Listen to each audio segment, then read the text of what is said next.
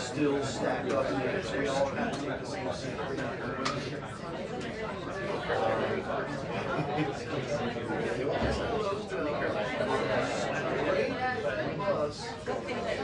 This man goes, hey pal, you're at my seat.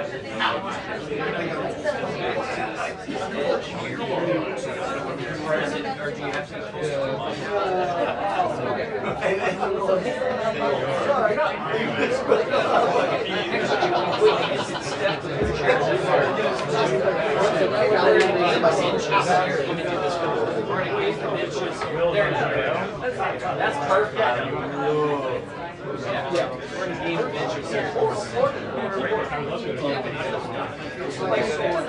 Yeah, that's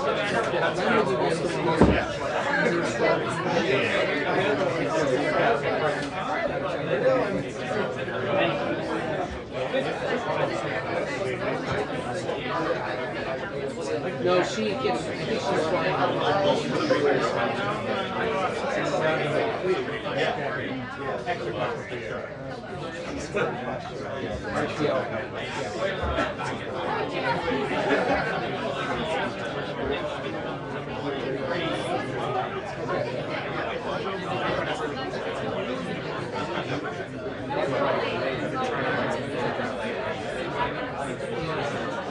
And on Texas, I get a sense of how soon she might check in.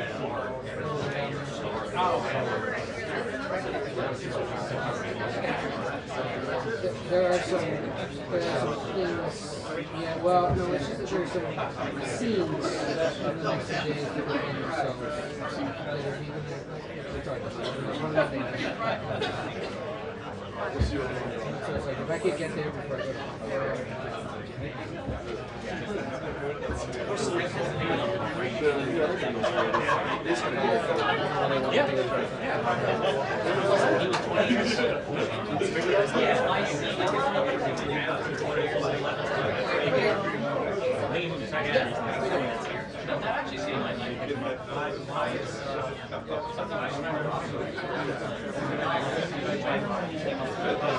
How are we doing?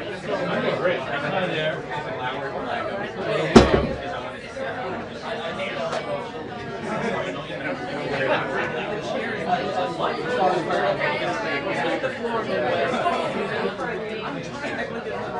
We can tell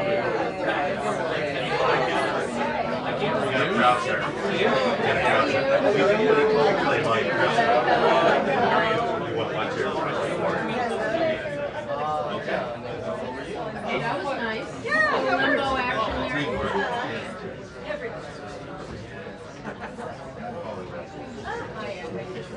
Hey, stranger. How are you? How was your commute up to the front? You know, this was one of the smoothest I've ever had. Yes.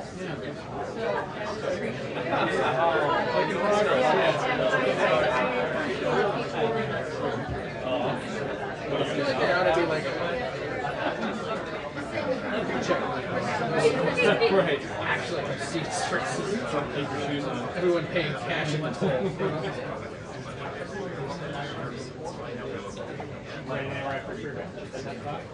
I do. Yeah. No, I just like it. We all. Very bad.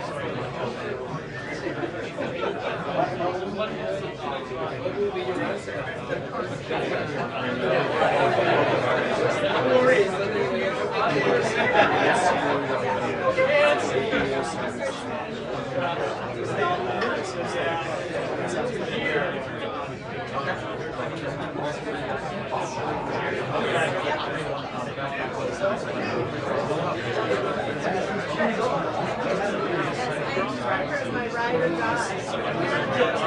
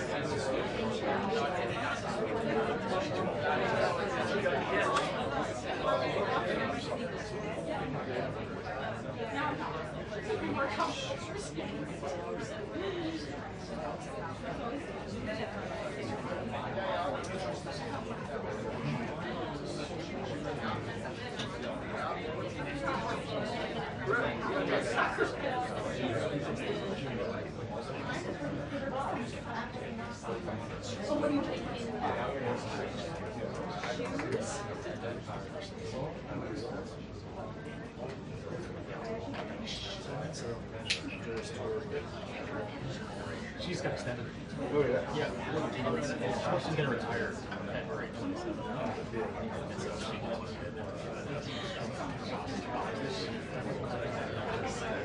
it's pretty stressful.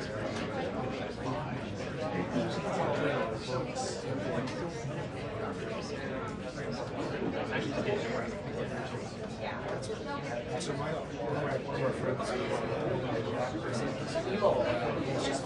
I just leave the order on you.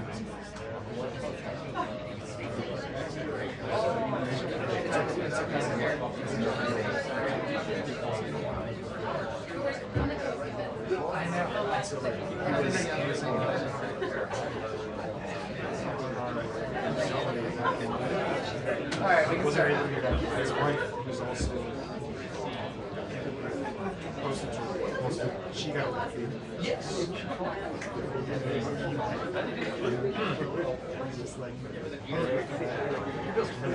Oh yeah.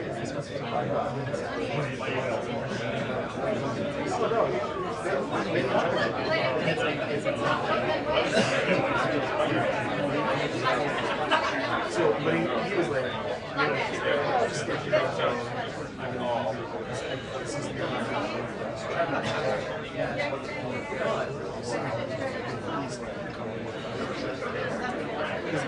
this is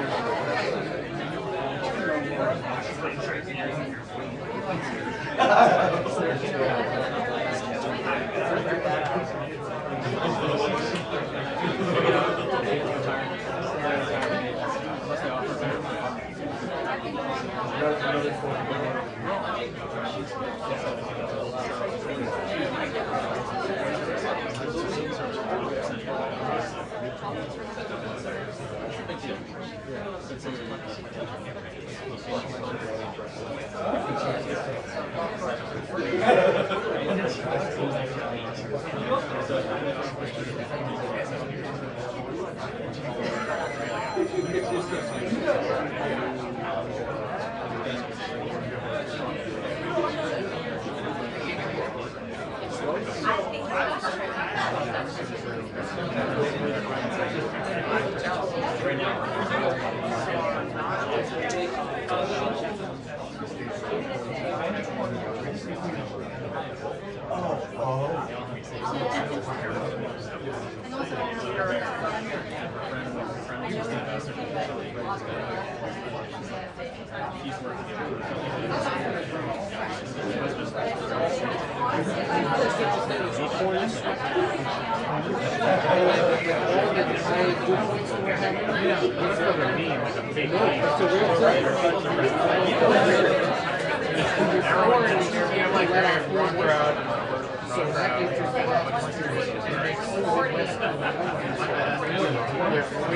Because right now we're just thinking about it's making these 5 or 6 days.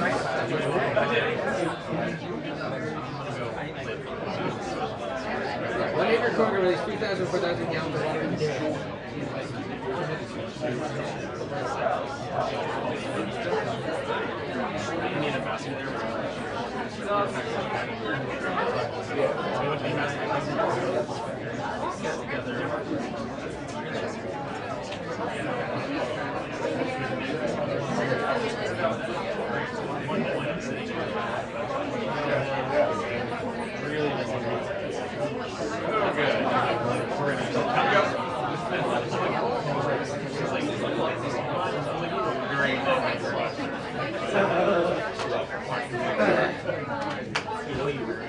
Give it the college one, 20 minutes. Yeah, good idea.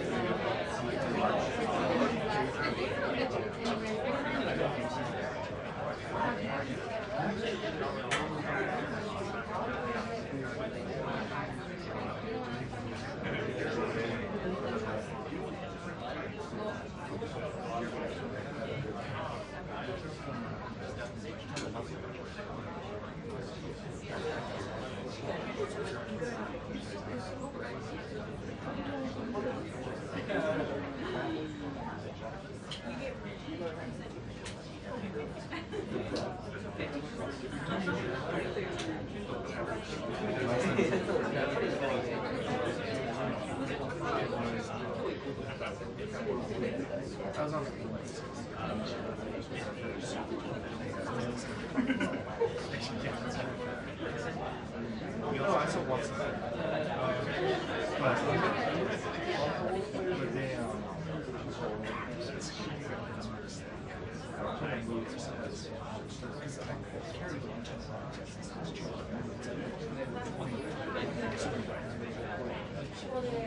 I mean, I never used them. And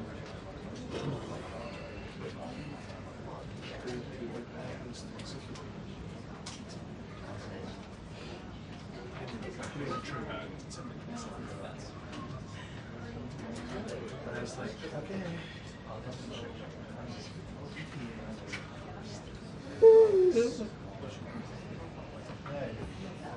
Didn't get very good. I know. No hiding point.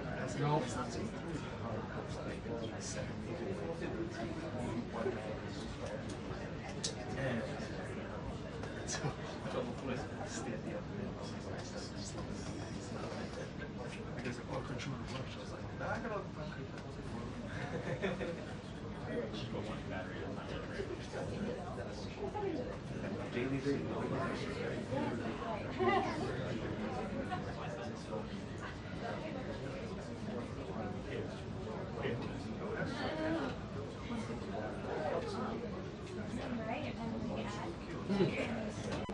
Yeah, Olivia's coming.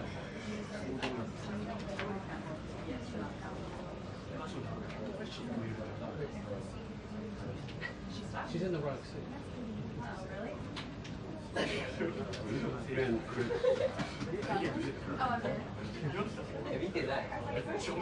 in your seat. Oh, that's right.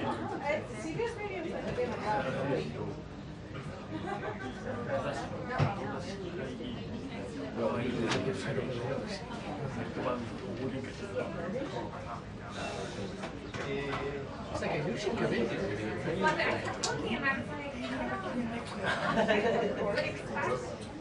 Hi. If I had seen you, I would have. Oh, I have that dress.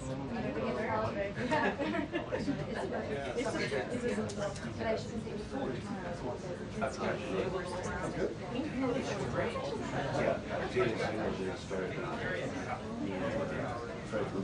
Oh, really? Oh, yeah. Someone check with it?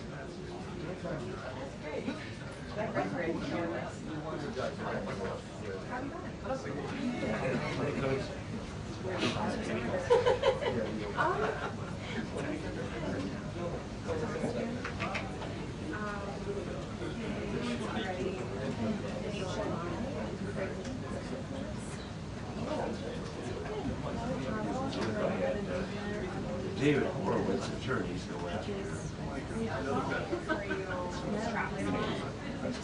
Oh, we're so yeah, here we are. Here we are. It's so much fun. What's so fun? But it's exhausting, and your bank definitely feels it. I had a how many show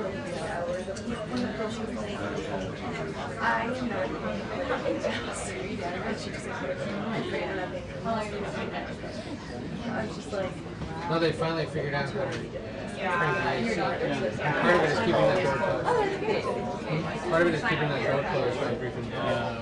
which actually is from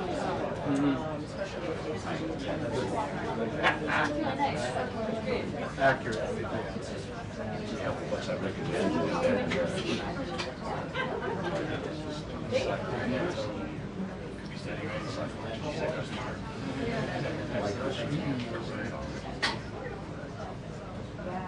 Boots are cringy. They are. Not big.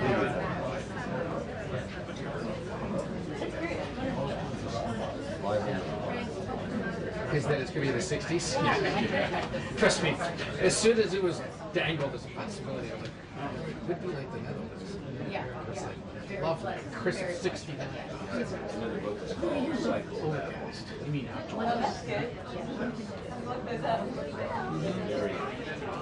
Break it.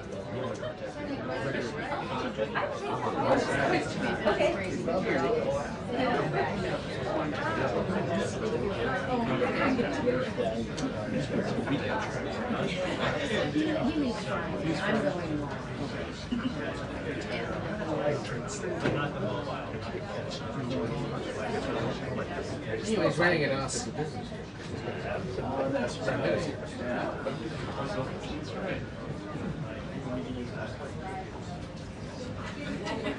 Just like all of our dads.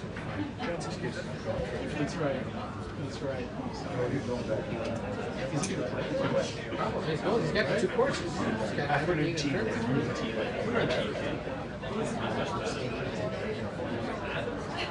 Philip from cricket. He's like, we get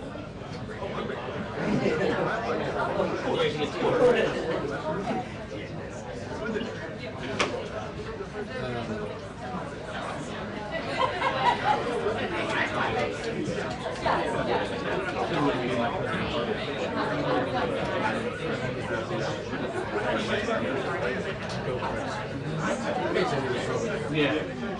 No, not really.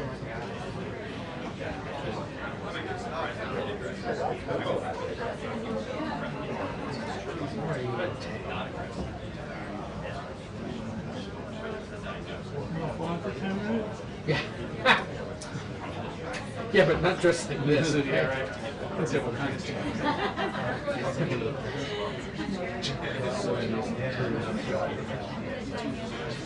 No. Lightweight pants and brown. You're in a long way.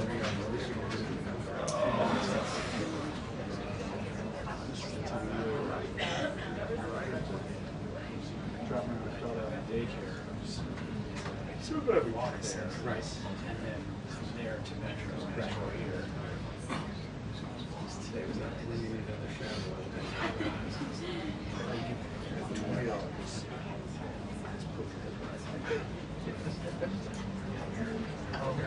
It's not going on. Sound proof? I can't make it. Just doing it.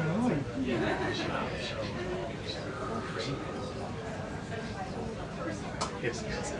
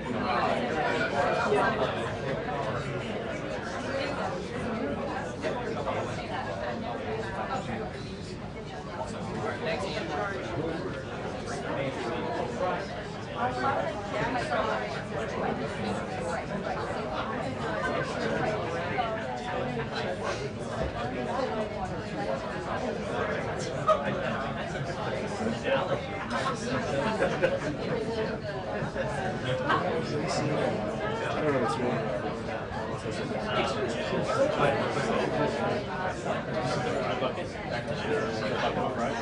No, I mean, I was saying.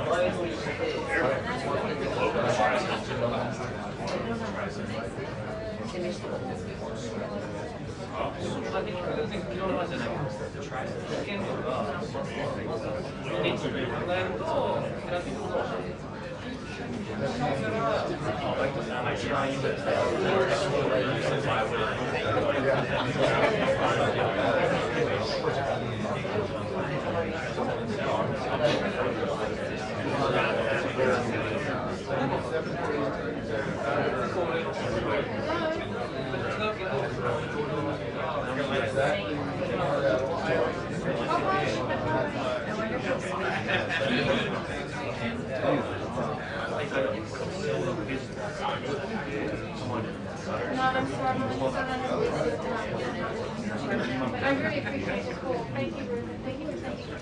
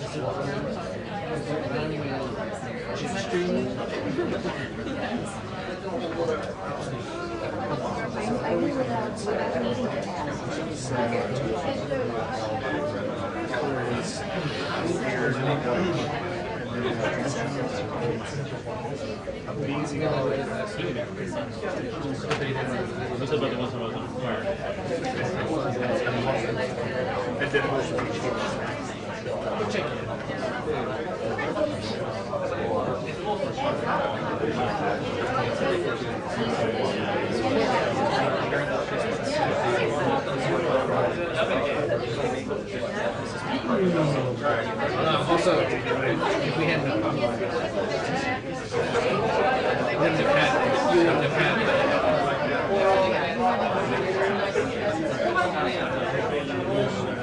it's funny how you write and shoot down when you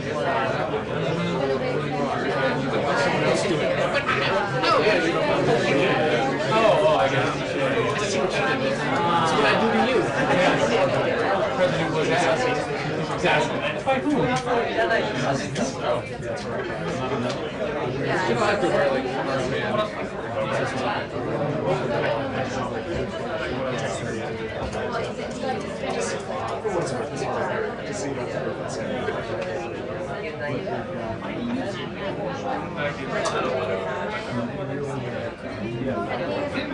Yeah.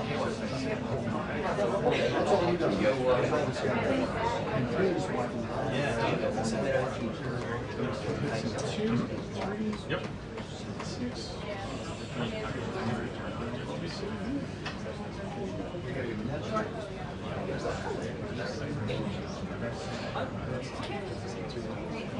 No, the judge is speaking.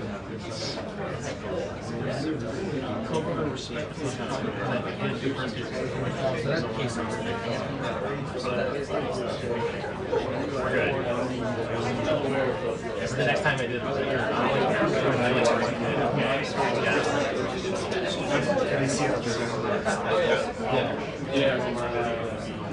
During problems, I think I hear this Are you guys out there?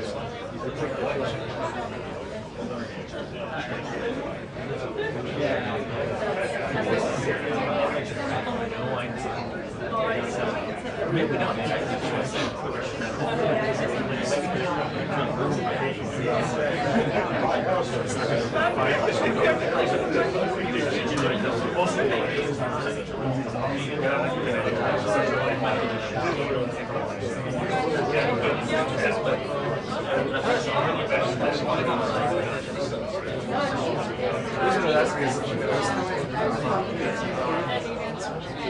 So the issue that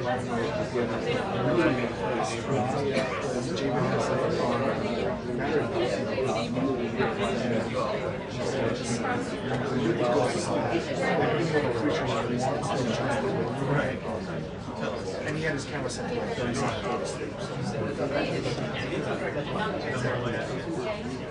So I was like,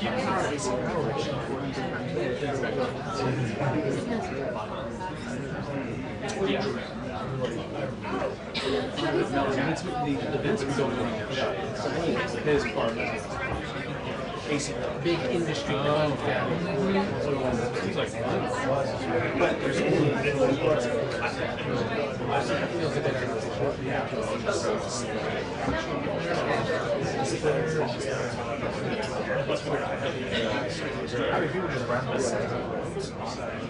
I will go with real changes coming to artificial intelligence, just fast, not this Friday.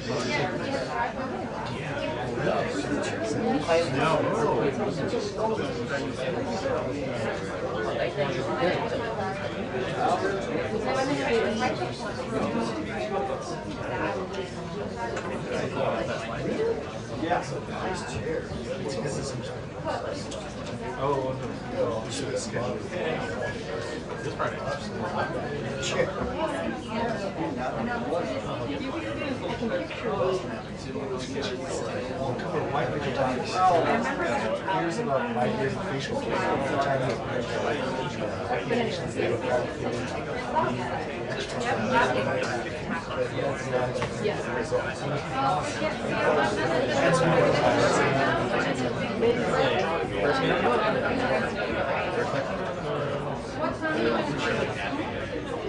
So what's that part just taking us?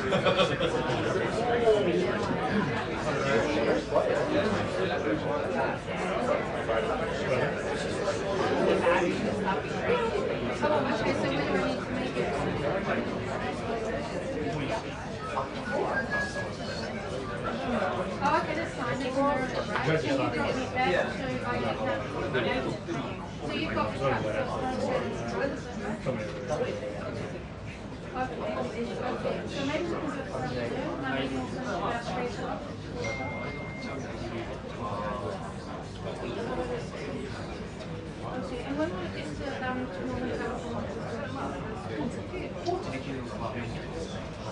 Oh, okay, so it'll be there.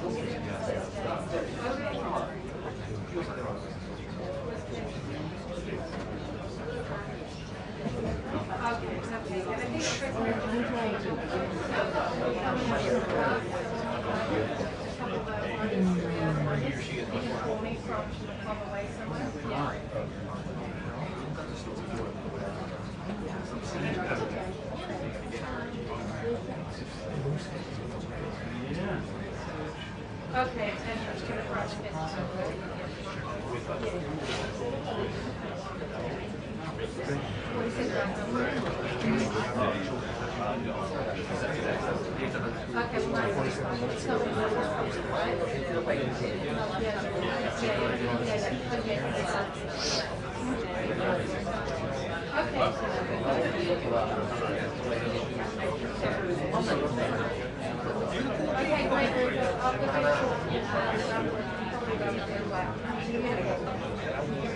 how far out of DC are you?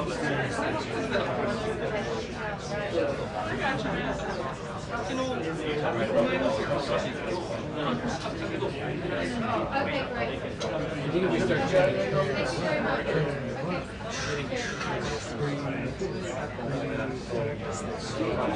I think we'll go viral. Yeah, that's good. Check and see what's up. Stuck in the door.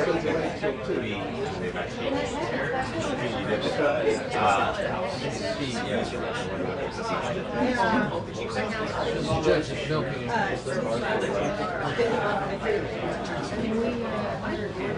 I think we should. Yeah, me too. On my desk.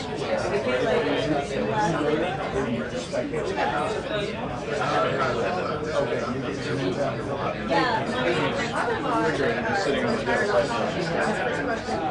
Are you feeling seasick? And I'm doing okay. It's like, you have to, when you look, when you're talking, you get your stuff.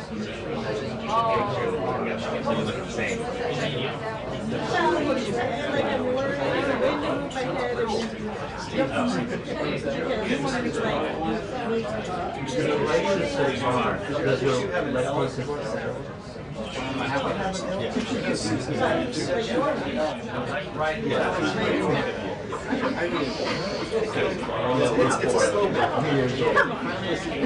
It matches his socks.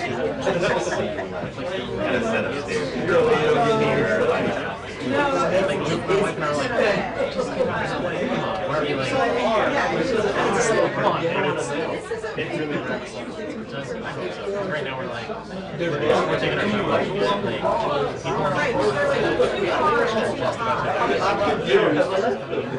So I'm hoping it's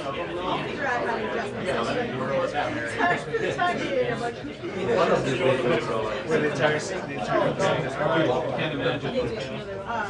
No, they won't. I mean, it's good. It's been a minute, right?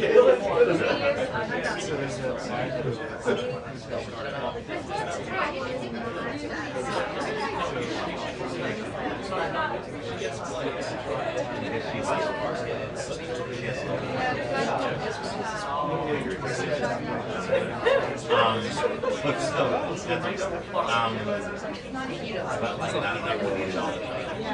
So I think sometimes they just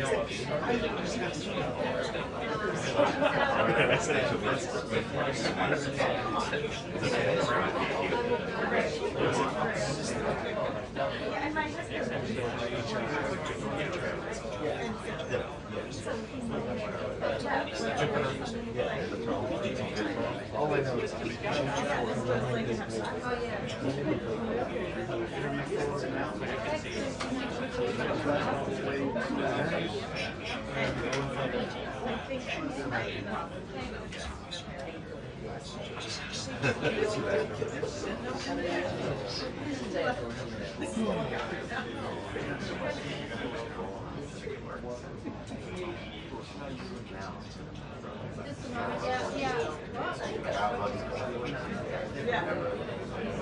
then I was kind of, you know, so like, this is what I want to be. Yeah.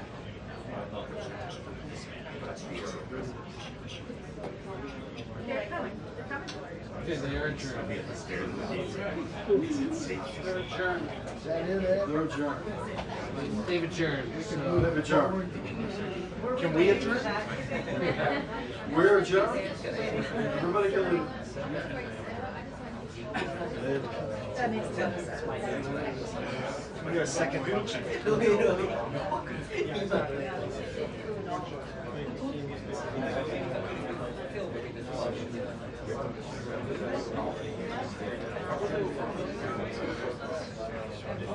Instead of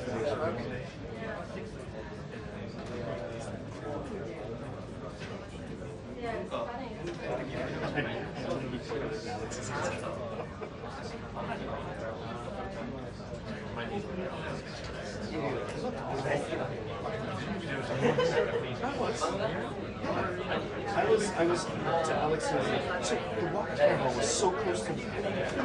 I was in between them and the chair. I was like this the whole time. And then, yeah, I moved up because it was like shooting video or something. Or was like hair on my back. Like,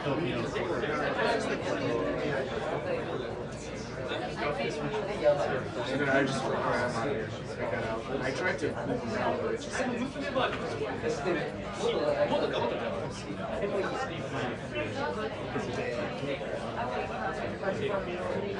Oh, yeah.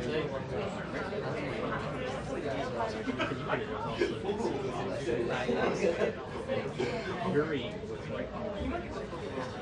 Literally.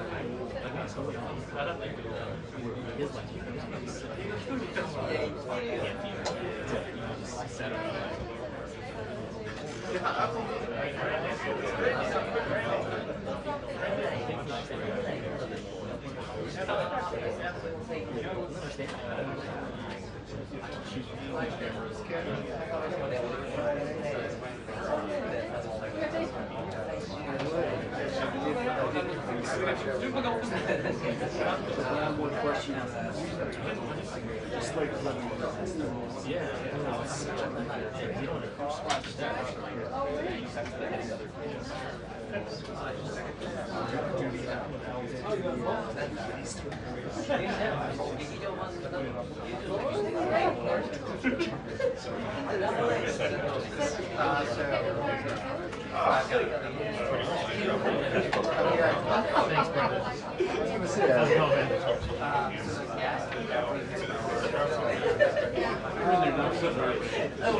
check out one there coming out to reference.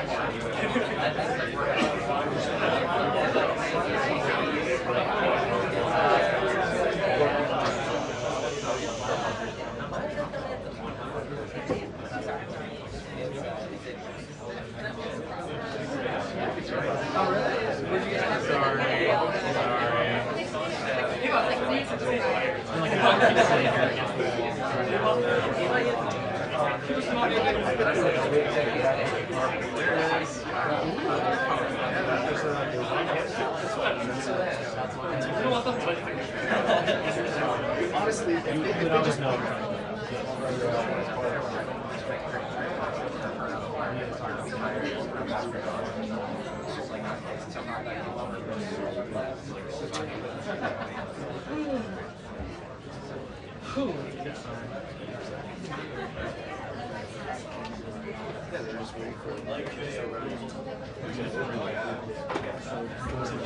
Well, no, they're putting his passport in the pocket.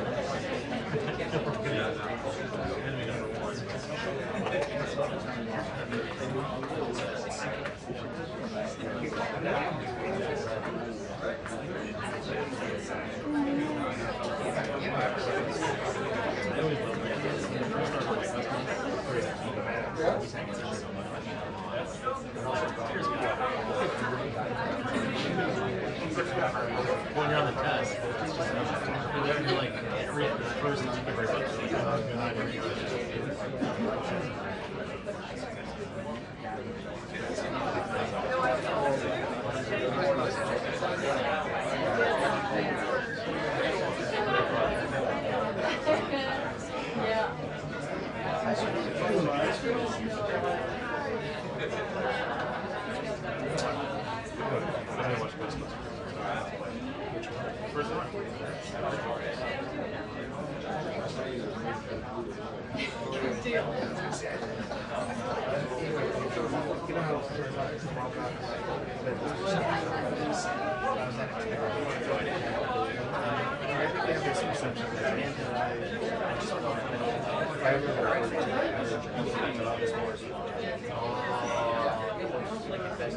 Yeah, I don't know how to like get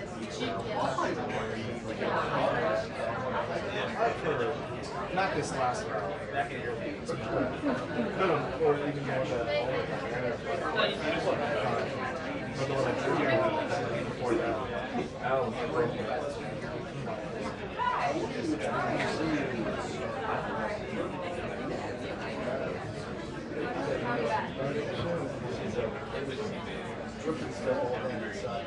Do it now. 2 minutes until the briefing.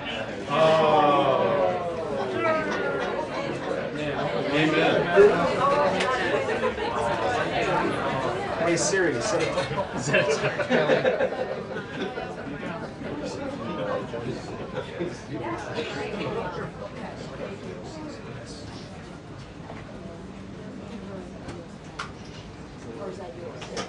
Oh, I'm sorry. Okay.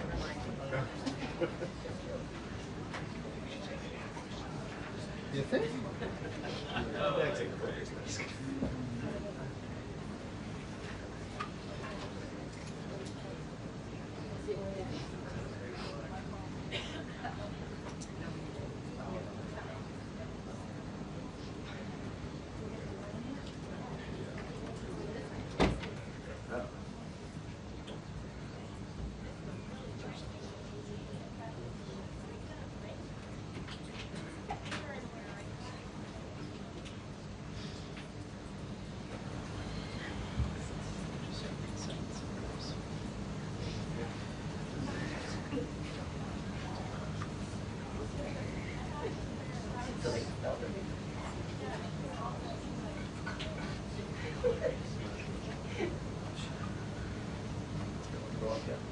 No, I didn't say that.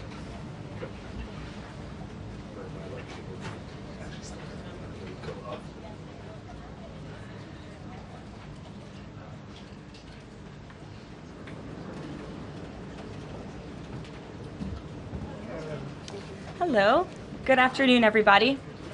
We have a special guest with us today who will speak momentarily.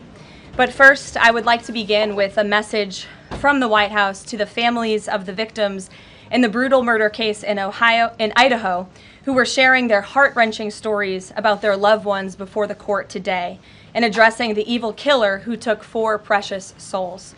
We are so sorry for the grief and the pain you have experienced at the hands of such a vicious and evil killer. Our nation grieves with you, and we will never forget the precious souls who were lost in this horrific act of evil. If it were up to the president, he would have forced this monster to publicly explain why he chose to steal these innocent souls. May God bless and watch over everyone affected by this unimaginable tragedy, especially the parents who lost their children. Let me begin with a few scheduling items off the top. Later this afternoon, President Trump will deliver the keynote address at the Winning the AI Race Summit here in Washington, D.C. President Trump believes it is non-negotiable that the United States wins the AI race, which is why today, President Trump will announce a bold and comprehensive AI action plan to sustain and enhance America's global AI dominance. Under President Trump's leadership, our country will lead the world in AI to secure a brighter future for all Americans, massively grow our economy, and protect our national security. The president will also sign 3 executive orders at the event this afternoon. On Friday morning, President Trump will travel to Scotland for a working visit that will include a bilateral meeting with Prime Minister Starmer to refine the historic U.S.-UK trade deal. On the topic of trade, yesterday, President Trump accomplished something no other president has ever achieved. The president secured and announced 3 major trade deals with the Philippines, Indonesia, and Japan, all in one day. President Trump is finally putting a stop to our country getting ripped off. As a result of the president's successful negotiating tactics, many foreign markets are now being opened to American industries for the very first time, and harmful trade barriers are being broken down. Thanks to President Trump, these countries around the world are agreeing to open their markets to American-made products and goods for the first time, which will lead to a boom in sales and profits for American businesses right here at home. As President Trump said, he will only lower tariff rates if a country agrees to open their market to American-made products. If not, they will continue to face tariffs and pay a steep price to do business in the United States of America, which remains the best market on the face of the planet. Also this week, the president officially marked 6 months here at the White House. He made big promises to the American people on the campaign trail last year, and he has unquestionably delivered on those promises in record time. The president has defeated the Biden inflation crisis to make America affordable again. Core inflation is currently at its lowest level in 4 years, and prices for everyday goods are falling. The president's pro-growth policies have fueled massive job growth across our country. Since the president has taken office, our economy has added nearly 700,000 new jobs, with native-born American workers accounting for all job gains. The president has put the economic needs of families and of workers first. He signed the largest tax cuts for the middle class in American history, including no tax on tips, overtime, and Social Security. We have also seen the president unquestionably deliver on his promise to secure our southern border. He has ended Biden's illegal alien invasion, and for 2 months in a row, 0 illegal aliens were released into our country. The president has also, as you all know, initiated the largest mass deportation campaign in American history.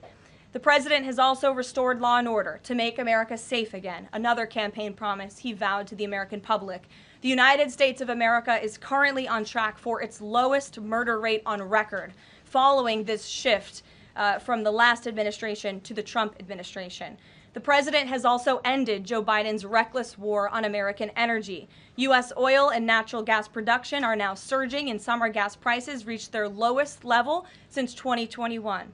The president has also rebuilt our military, another campaign promise. He just signed the largest military investment in decades to modernize our armed forces with cutting-edge technology to replenish our stockpiles and provide American troops with the best equipment in the world. The U.S. Army, Navy, Air Force, and Space Force have all reached their recruitment goals months in advance. The president has restored America's standing on the world stage, brought back peace through strength, and brokered numerous peace agreements to end wars. Again, all of this in just 6 months. He obliterated Iran's nuclear program to end the war between Israel and Iran, got NATO members to raise their defense spending to 5% of GDP, and secured a ceasefire between India and Pakistan, as well as brokering a historic agreement between Rwanda and the Democratic Republic of the Congo. The president has already received 3 different Nobel Peace Prize nominations for his peacemaking efforts. Again, all of this progress, all of these accomplishments have occurred in just 6 months. We are truly just getting started, and we look forward to working with all of you for the next 3.5 years. On another matter, over the past few days, Director of National Intelligence Tulsi Gabbard has unveiled shocking new evidence that former President Barack Obama and top aides in the Obama administration conspired to subvert President Trump's 2016 election victory and undermine the democratic will of the American people. While publicly pretending to engage in a peaceful transfer of power, in private, former President Obama went to great and nefarious lengths to try to sow discord among the public and sabotage his successor, President Trump.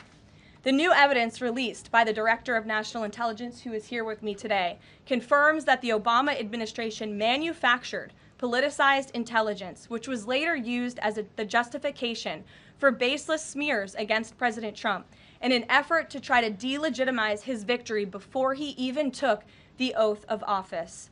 The truth is that President Trump never had anything to do with Russia, and the Russia collusion hoax was a massive fraud perpetuated on the American people from the very beginning. And the worst part of this is Obama knew that truth, and so did all of the other corrupt officials involved in this scam, including former CIA Director John Brennan, former Director of National Intelligence James Clapper, former FBI Director James Comey, former Deputy Director Andrew McCabe, and many others.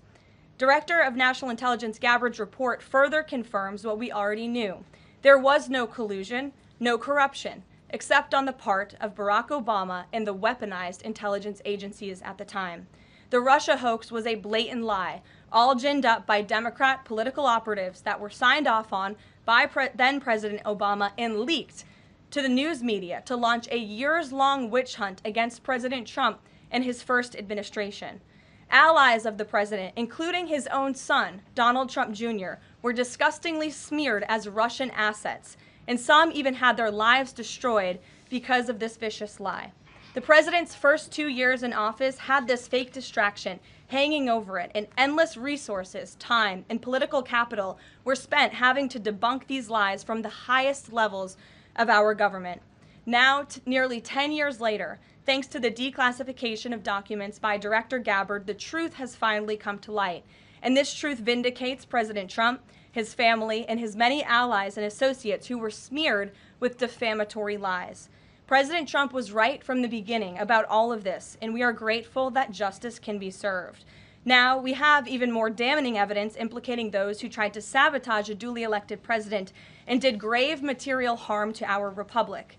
Thanks to additional important work done by CIA Director Ratcliffe, Committee Chairman Rick Crawford over the past few months, a newly declassified 2020 report prepared by the House Permanent Select Committee on Intelligence, which DNI Director Gabbard has declassified, found that the intel community did not have any direct information that Russian President Vladimir Putin wanted to help elect President Trump in 2016. And in fact, Russia was actively preparing for a Hillary Clinton victory.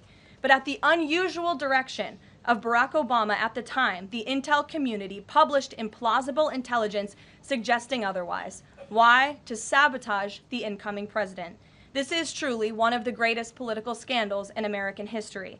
And reporters at legacy outlets, some of which are sitting in this room today, like the New York Times and the Washington Post, were ridiculously awarded Pulitzer Prizes for their perpetuation of this hoax. It's well past time for those awards to be stripped from the journalists who receive them. It is not journalism to propagate political disinformation in service of the Democrat Party and those in the intelligence community who hand over out of context and fake intelligence to push a false political narrative. I will now pass it over to the Director of National Intelligence, Tulsi Gabbard, to speak more about all of this, and then we will open it up for questions afterwards. Tulsi, thank you for being here. Thank you very much. Good afternoon. At President Trump's direction and with the support and coordination with the House Intelligence Committee Chairman Rick Crawford, today we've released a declassified Oversight Majority Staff report that was produced in September of 2020. The stunning revelations that we are releasing today should be of concern to every American. This is not about Democrats or Republicans. This has to do with the integrity of our democratic republic and American voters having faith that the votes cast will count. There is irrefutable evidence that detail how President Obama and his national security team directed the creation of an intelligence community assessment that they knew was false. They knew it would promote this contrived narrative that Russia interfered in the 2016 election to help President Trump win, selling it to the American people as though it were true. It wasn't. The report that we released today shows in great detail how they carried this out. They manufactured findings from shoddy sources. They suppressed evidence and credible intelligence that disproved their false claims. They disobeyed traditional tradecraft intelligence community standards and withheld the truth from the American people. In doing so, they conspired to subvert the will of the American people who elected Donald Trump in that election in November of 2016. They worked with their partners in the media to promote this lie, ultimately to undermine the legitimacy of President Trump and launching what would be a years-long coup against him and his administration. We're here today because the American people deserve the truth, they deserve accountability, and they deserve justice. The records that we released on Friday that were ODNI records, Senator Chuck Grassley's release on Monday of what is known as the Clinton Annex, which was an appendix to the Department of Justice Office of Inspector General's 2018 report, as well as the House Intelligence Committee's majority oversight report that we're releasing today, all come back to and confirm the same report. There was a gross politicization and manipulation of intelligence by the Obama administration intended to delegitimize President Trump even before he was inaugurated, ultimately usurping the will of the American people. I'm going to go over the key findings from the House Intelligence report, which investigated the claims that were made by an intelligence community assessment ordered by President Obama and published in January of 2017. First, Putin's principal interests relating to the 2016 election were to undermine faith in the U.S. democratic process, not show any preference of a certain candidate. In fact, this report shows Putin held back from leaking compromising material on Hillary Clinton prior to the election, instead planning to release it after the election to weaken what Moscow viewed as an inevitable Clinton presidency. In the January 2017 intelligence community assessment that President Obama ordered, John Brennan, who was CIA director at the time, and the intelligence community intentionally suppressed intelligence that showed Putin was saving the most damaging material that he had in his possession about Hillary Clinton until after her potential and likely victory. The report goes into great detail about the information that Russia and Putin had on Hillary Clinton, which included possible criminal acts like secret meetings with multiple named U.S. religious organizations in which State Department officials offered, in exchange for supporting Secretary Clinton's campaign for the presidency, significant increases in financing from the State Department. They also had documents that showed the patronage of the State Department to State Department employees who would go and support Hillary Clinton's presidential campaign. There were high-level DNC emails that detailed evidence of Hillary's, quote, psycho-emotional problems, uncontrolled fits of anger, aggression, and cheerfulness, and that then Secretary Clinton was allegedly on a daily regimen of heavy tranquilizers. Then CIA Director Brennan and the intelligence community mischaracterized intelligence and relied on dubious substandard sources to create a contrived false narrative that Putin developed a quote-unquote clear preference for Trump. Brennan and the IC misled lawmakers by referencing the debunked Steele dossier to assess quote-unquote Russia's plans and intentions, falsely suggesting that this dossier had intelligence value when he knew that it was discredited. The intelligence community excluded significant intelligence and ignored or selectively quoted reliable intelligence that contradicted the intelligence community assessment's key findings on Putin's alleged support for Trump. Including this intelligence reporting would have exposed the ICA's claim as implausible, if not ridiculous.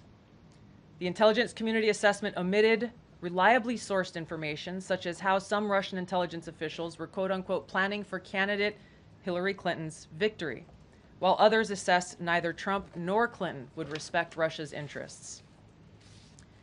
As was reflected in the ODNI documents that we released on Friday, multiple intelligence community assessments released in the months leading up to the November 2016 election concluded that Russia had neither the intent nor capability to impact the outcome of the US election. On December 5th of 2016, the FBI and ODNI gave the House Intelligence Committee its first post-election classified briefing, in which there was no mention of Putin aspiring to elect Trump by either agency. The Presidential Daily Brief, drafted on December 8th of 2016, stated that no Russian or criminal actors impacted vote counts. This document was pulled just hours before it was to be published due to quote-unquote new guidance. If it had been published, it would have been briefed to both President Obama and President-elect Donald Trump. On December 9th, 2016, a National Security Council meeting was called to gather President Obama's senior national security officials, which included CIA Director Brennan, then Obama DNI James Clapper, Susan Rice, and others. Following that secret meeting, DNI Clapper's assistant sent an email to the intelligence community with the subject line, POTUS tasking on Russia election meddling, tasking ODNI leaders to create a new assessment per the president's request. The House Intelligence Committee Oversight Report that we released today reveals that, quote, unlike routine intelligence community analysis, the intelligence community assessment was a high-profile product ordered by the president, President Obama. It directed senior intelligence community agency heads and created an intelligence community assessment limited to just 5 analysts using one principal drafter. This is not something that occurs in the normal path of producing an intelligence community assessment that reflects the views across the intelligence community. The production of this intelligence community assessment was subject to unusual directives directly from the president and senior political appointees, especially the former director of the CIA, John Brennan. The House Intelligence Committee Oversight Report also shows how later that same day, on December 9th, Brennan ordered the publication of quote-unquote substandard reporting on Russian activities, which had previously been withheld from publication of prior assessments because the information was judged, quote, to have not met long-standing publication standards. Some of the information later used in the Obama-ordered assessment over the objections of veteran CIA officers was, quote-unquote, unclear or from unknown sources. The Intelligence Committee's oversight report reveals that CIA Director Brennan overruled senior CIA officers who challenged the Obama-ordered intelligence assessment, stating, quote, we don't have direct information that Putin wanted to get Trump elected. Yet, the Obama-directed assessment was published on January 6, 2017, which explicitly stated, quote, we assess Putin and the Russian government aspired to help President-elect Trump's election chances when possible, by discrediting Secretary Clinton and publicly contrasting her unfavorably to him, end of quote. The CIA and FBI, then led by John Brennan and James Comey, expressed high confidence in this judgment, while the NSA expressed moderate confidence. Yet, as the report we released today shows, the ICA, the Intelligence Community Assessment, did not cite any report where Putin indicated helping Trump win was an objective. The opposite is true. With regards to the Steele dossier, we now know that one of the source documents that the Obama administration used in the creation of this intelligence assessment in January of 2017 was none other than the discredited, unverified Steele dossier. The House Intel report states, quote, contradicting public claims by then CIA Director Brennan that the dossier was not in any way incorporated into this intelligence assessment. The dossier was referenced in the intelligence assessment's main body text and further detailed in a 2-page assessment annex. John Brennan lied, and he denied using this dossier in this intelligence assessment that President Obama ordered because he knew it was discredited. It was a politically motivated, manufactured document. He directed senior CIA officials to use it anyway. CIA officer told the House Intelligence Committee staff as they investigated this, quote, the director of the CIA, John Brennan, refused to remove it. and when confronted with the dossier's many flaws, responded, quote, "Yes, but doesn't it ring true?" Even the bipartisan Senate Select Committee on Intelligence report published in 2020 criticized the FBI's handling of the Steele dossier, noting its completely unverified nature and purposeful sidestepping of intelligence community procedures in its use. Now, President Obama, Hillary Clinton, John Brennan, James Clapper, James Comey, and others, including their mouthpieces in the media, knowingly lied as they repeated the contrived narrative that was created in this January 2017 intelligence community assessment with high confidence as though it were fact. John Brennan, as CIA director, stated in a memo to his agency staff in December of 2016, saying, quote, "There is strong consensus among us on the scope, nature, and intent of Russian interference in our presidential election." This was reported by NBC News, confirming that Brennan, along with James Clapper and James Comey, agreed with the CIA's assessment that Russia intervened to help Trump win the presidency. As Obama's Director of National Intelligence, James Clapper was tasked with overseeing the creation of this assessment in January of 2017 by President Obama, and he expressed confidence in its findings. In a 2018 interview with the Harvard Gazette, he talked about how he provided Trump with the same classified assessment that President Obama received, which included the high confidence judgment that Putin directly ordered the hacking and election interference. Clapper then went on to add, "I think they, the Russians, actually influenced the outcome."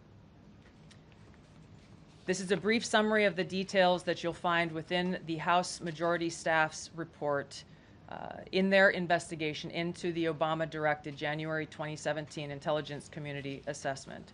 That leads us to the very same conclusion that we announced in the release of our documents on Friday.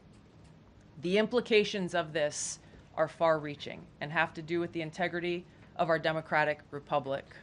It has to do with an outgoing president taking action to manufacture intelligence, to undermine and usurp the will of the American people in that election, and launch what would be a years-long coup against the incoming President of the United States, Donald Trump.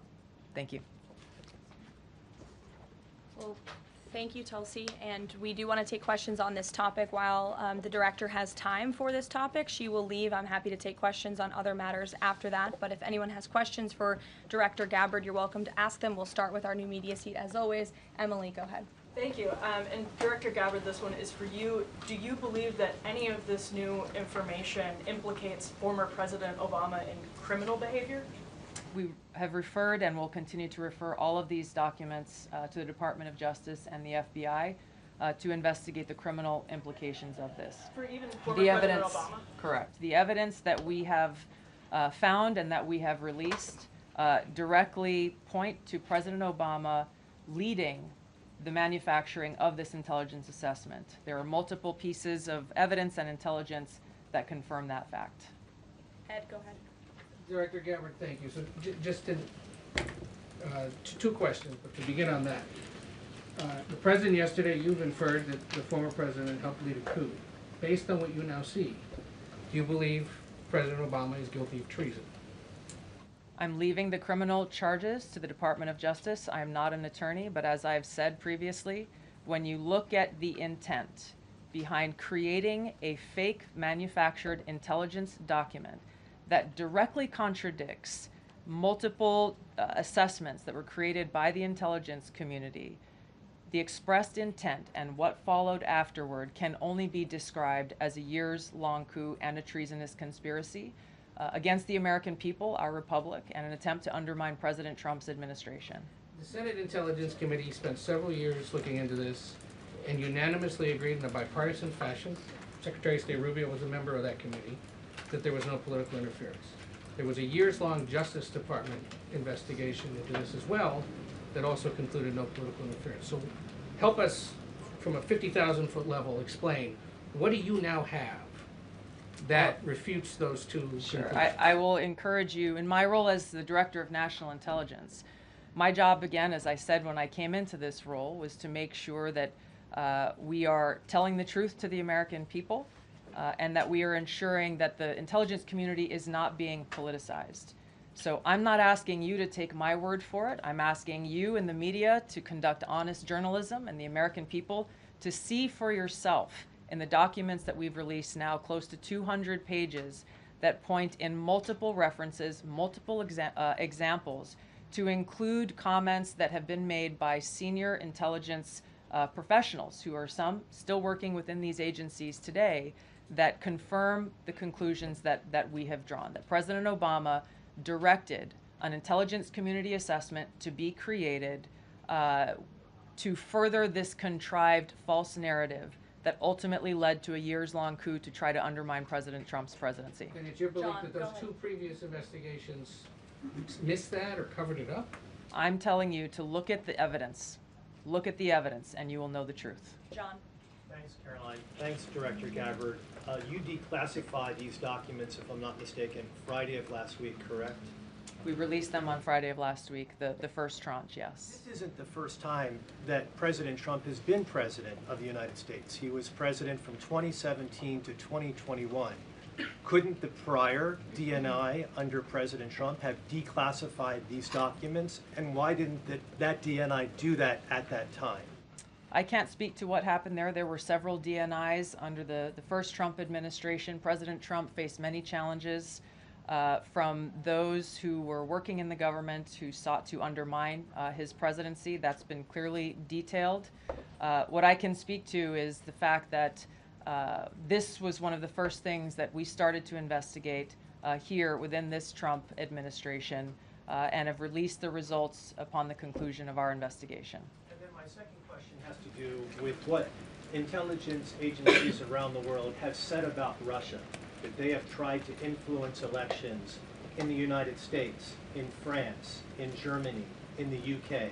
Do you disagree with that? Do you believe that Russia is a bad actor as it relates to trying to influence elections? I'll point back to the intelligence that President Trump has ordered declassified, that we have declassified and released, that the intelligence reflects Russia's motives were to try to sow discord and chaos within the U.S. election, which is a clear distinction from showing a preference for or against a specific candidate, which is what the Obama manufactured intelligence document alleges, that Russia preferred Donald Trump and tried to help Donald Trump get elected. Again, going back to the most important point here, with the intent to undermine the legitimacy of President Trump's election and therefore subvert the will of the American people who chose to send him to the White House. Reagan. Thanks, Caroline. Director Gabbard, Reagan Reese with the Daily Caller. You laid out that the documents revealed that the Obama administration did not publish a December 2016 presidential daily briefing that demonstrated that Russia did not steal the election. Trump was receiving these briefings at the time because he was president-elect. Are you of the view that that information was kept out of the briefing because then President-elect Donald Trump would have seen it?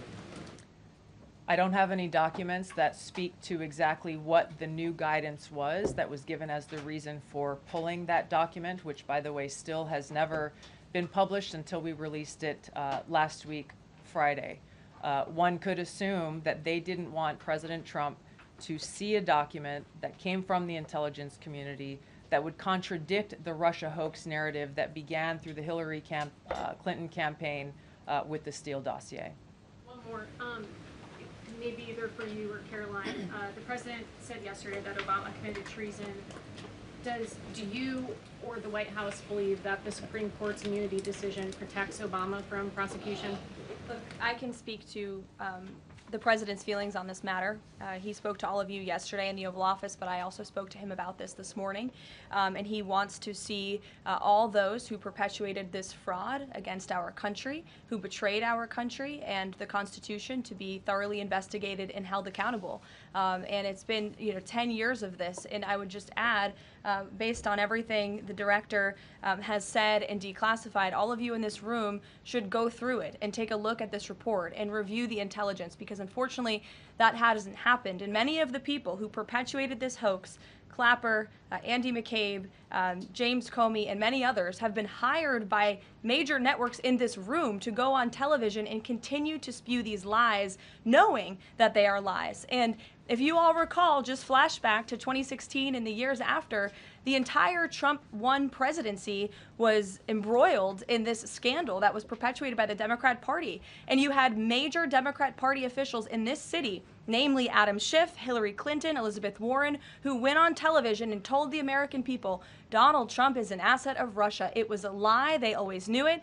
Hillary Clinton herself said that President Trump would be a puppet for Putin. Senator Tim Kaine at the time called President Trump Vladimir Putin's defense lawyer. Adam Schiff stated, and one of the worst things a lawmaker can do is to tell the American people, I know something you don't know, it's just classified and I can't tell you. And that's what he said. I can tell you that the case is more than that. I can't go into the particulars, but there is more than circumstantial evidence now. And not enough people in this room, not enough journalists in this country pushed Adam Schiff to say, what are you talking about? What evidence do you have?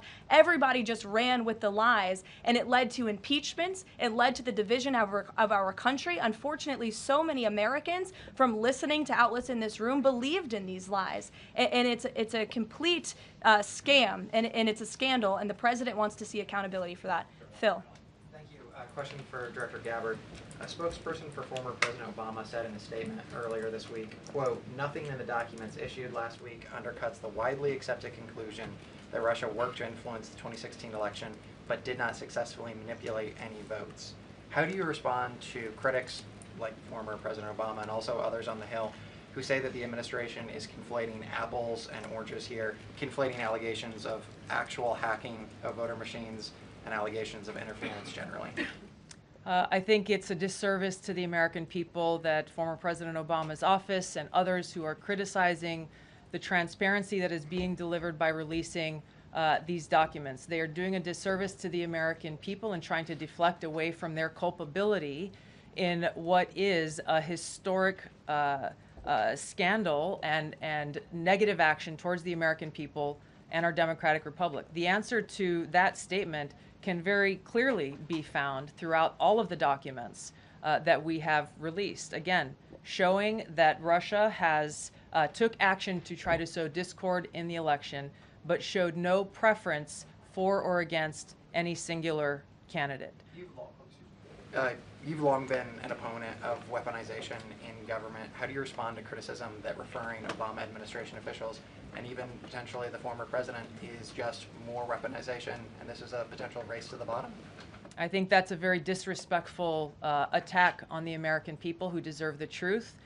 They deserve to have faith and trust in the integrity of our democratic republic, which has been undermined by President Obama through his direction of this manufactured fake intelligence document, knowing that it was filled with lies and knowing that it would and could then be used for all of the actions that came after.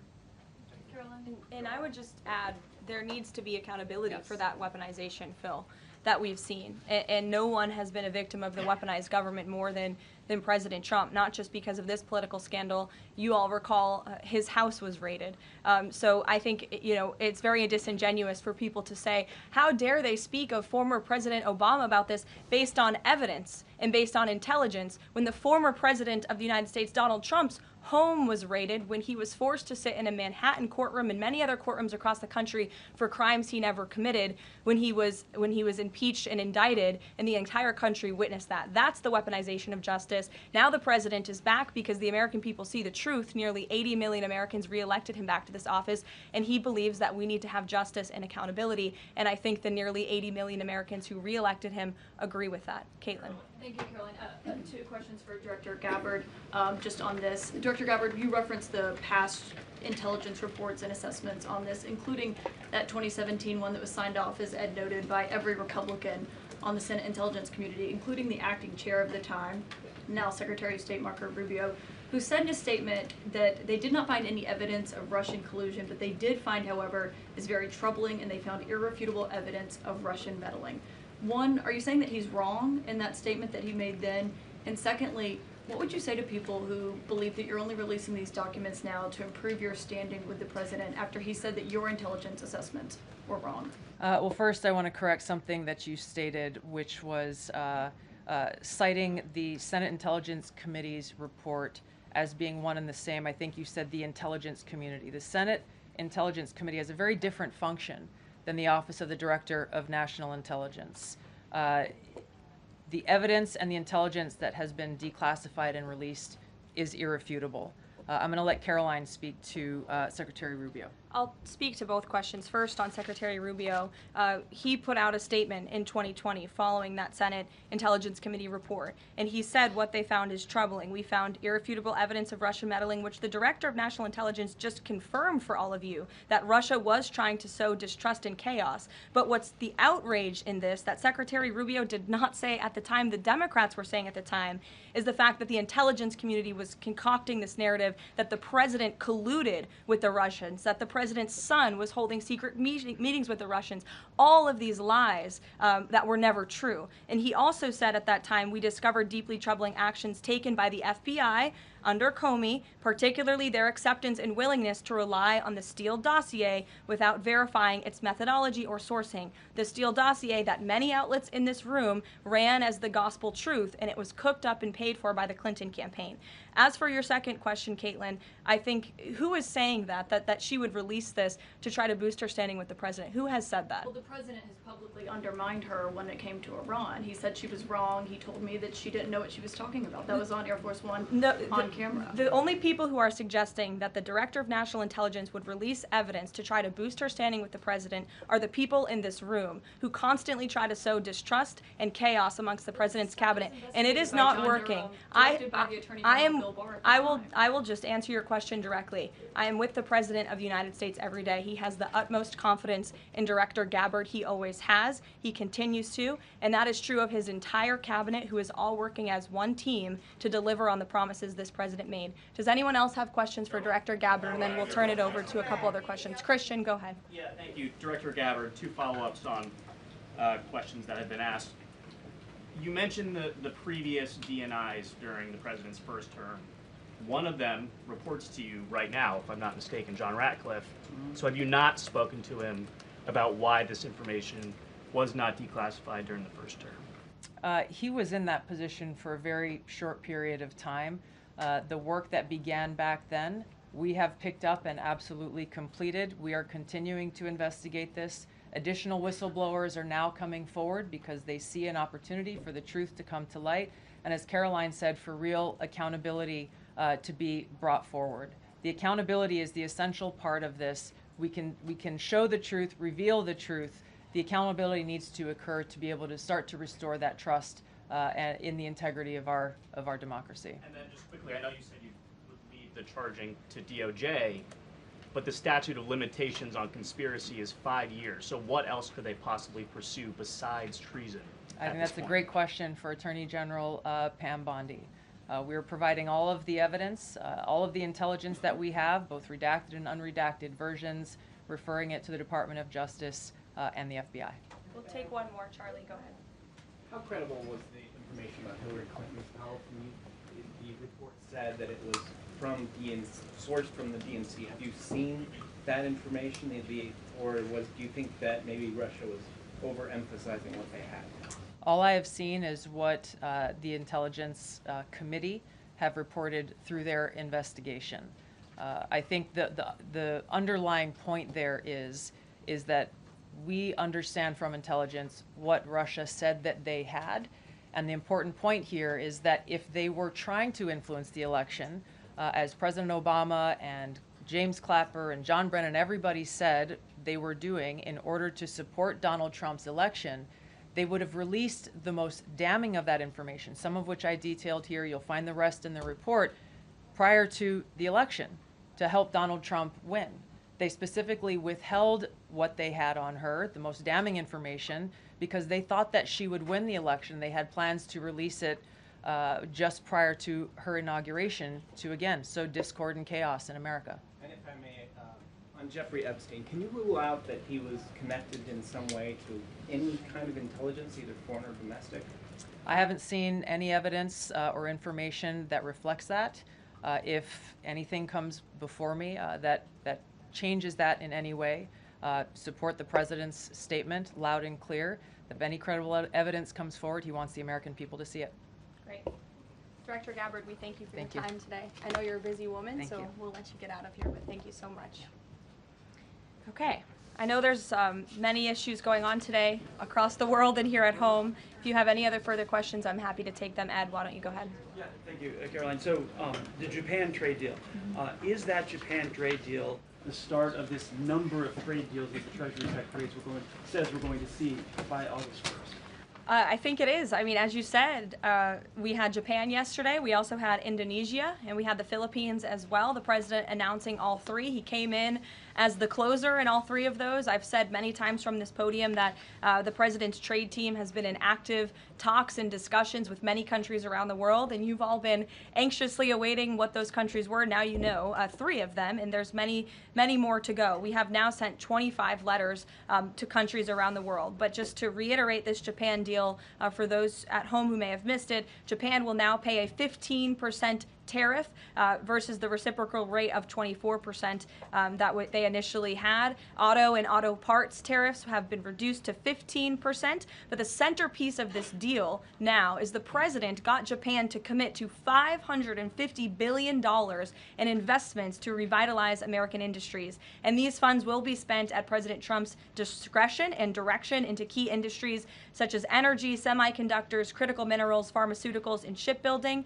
And the U.S. will retain 90% of the profits from any investments made by this $550 billion fund. This was originally a $400 billion investment that President Trump then negotiated to an increase of $150 billion, making it a $550 billion deal for the American people. And I just want to emphasize, Ed, I see you have a follow-up, but it's very important. Japan has agreed to open their markets to many very key sectors in American-made products that have really faced very strict tariff and non-tariff barriers prior. So thanks to the president, Japan's markets will now be open to American-made products and goods. This is big news for our tech companies and our farmers as well. On Monday, the Treasury Secretary is going to Stockholm to talk to the Chinese delegation. What does the president hope to get out of that meeting? Are there deliverables? I won't speak to any deliverables or set expectations. I'll let the Secretary of Treasury do that. But I did speak to him yesterday about his upcoming trip, and he looks forward to continuing discussions with his Chinese counterparts. The president has ensured that we have a good continuing working relationship with China that benefits the United States. And so the Secretary of Treasury will be obviously discussing those key matters, but I'll let him set the expectations. One more, if I may. Sure. Given what the DNI just said and laid out, does President Trump believe that President Obama should go to jail for something? Look, the president believes that this matter needs to be thoroughly investigated, and anyone convicted of crime should be held accountable in this country. Go ahead. Special Envoy Paphos is headed overseas again. Good to see you, Olivia. I haven't seen you since the campaign trail. Yeah, it's good to see you. He's headed back overseas. Can you give us a sense of what the marching orders are to some of the people he'll be meeting with, and specifically as it relates to Gaza and ongoing talks there? Yes, Special Envoy Witkoff is headed to Europe, where he will meet with key leaders from the Middle East to discuss the ongoing ceasefire proposal to end this conflict in Gaza and to release the hostages. These are very sensitive negotiations that are currently taking place. I spoke to Special Envoy Witkoff last night about them. I will let him speak further on the matter, but the President and Special Envoy Witkoff has made the administration's goals clear. We want this ceasefire to happen as soon as possible, and we want these hostages to be released. Go ahead. Caroline, a Florida federal judge has refused to allow the Epstein grand jury materials to be released. Does the president want the administration or Department of Justice to appeal that ruling?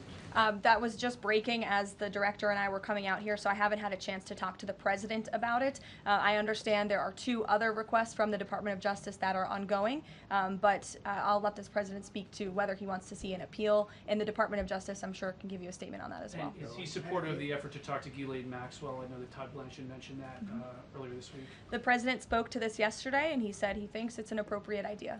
Kelly. What is the accountability that you would like to see if this current president is the one who brought the case to the Supreme Court and Chief Justice Roberts made clear in his opinion that a sitting president's responsibilities in office cannot lead to prosecution, immunity?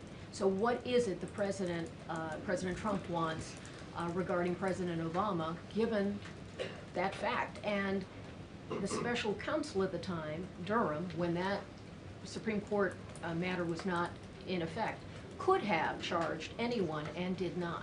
So on those 2 points, how do you respond?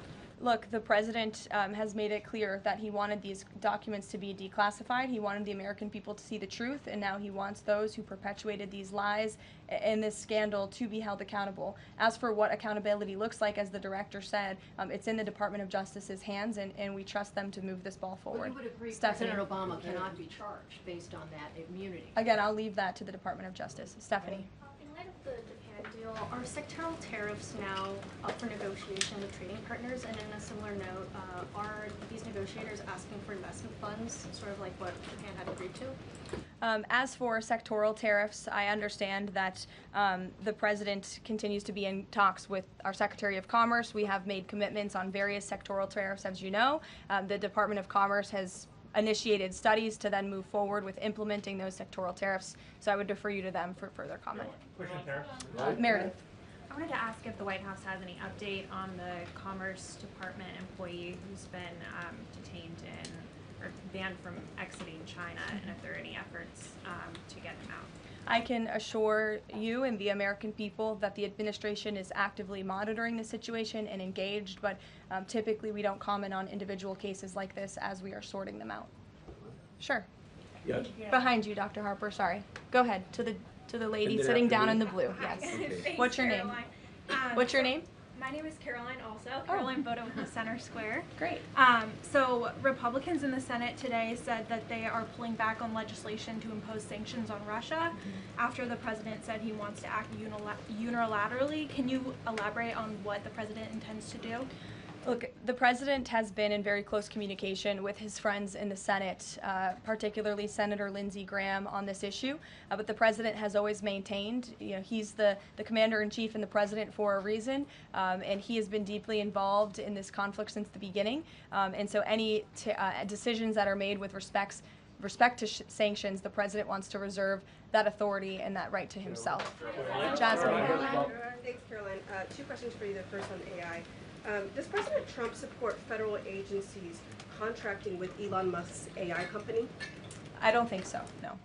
Okay, so he would want the DOJ to then cancel the contract with Grok. I'll talk to him about it, yes. And my second question, just, obviously the developments with the Epstein case with the judge, but I wonder, has the White House counsel, the DOJ explored any other documents that could be released to the public that don't have to do with that grand jury testimony? To my knowledge, the Department of Justice has moved forward with the request to unseal that grand jury testimony, and as you know, they have also moved forward with interviewing Ms. Maxwell, which I believe will be taking place very soon. Go ahead. Sure. Thanks, Caroline. I have a question about Paul Ingrassia, the OSC nominee who faces a Senate committee hearing tomorrow. Tom Tillis said that he wouldn't vote for Ingrassia if a vote came to the Senate floor. 24 worker advocacy groups have said that they don't support his nomination. What is the White House planning to do to sort of turn the tide or convince legislators that they should vote for him? The White House is always in communication with members of both the Senate and the House, and we stand by the president's nominees. Sure. In connection with the Mueller investigation, a grand jury indicted 13 Russians. President Putin has said he will never extradite those men. Given the new information that Ms. Gabbard has found, what's the administration's position on that case? Should those charges be dropped? I don't have an update for you on that case, but I'll check in with the National Security Council and our team will get you something. Sure. Thank you so much. So Fannie Willis and Jack Smith separately, they both charged President Trump with conspiracy to defraud the United States and a conspiracy to overturn the 2020 election. It now turns out we're confirming that Obama and his cronies were doing that the whole time in 2016 on a massive scale, falsifying documents and having their intel agencies do this. What does this say about the 2020 election? And also, what's your thoughts on the irony here? There is a lot of irony, especially for the party of the Democrat Party, who claims to be for democracy. We often heard throughout the 2024 campaign they were calling this president a threat to democracy. And now I think the declassification of all of these documents proves that they were indeed the true threat to democracy. And as I said repeatedly today, there needs to be justice and accountability for that. You all will hear directly from the president later this afternoon at the AI Summit here in Washington, D.C., scheduled to speak later in a few hours. So we will see you all there. Thank you very much.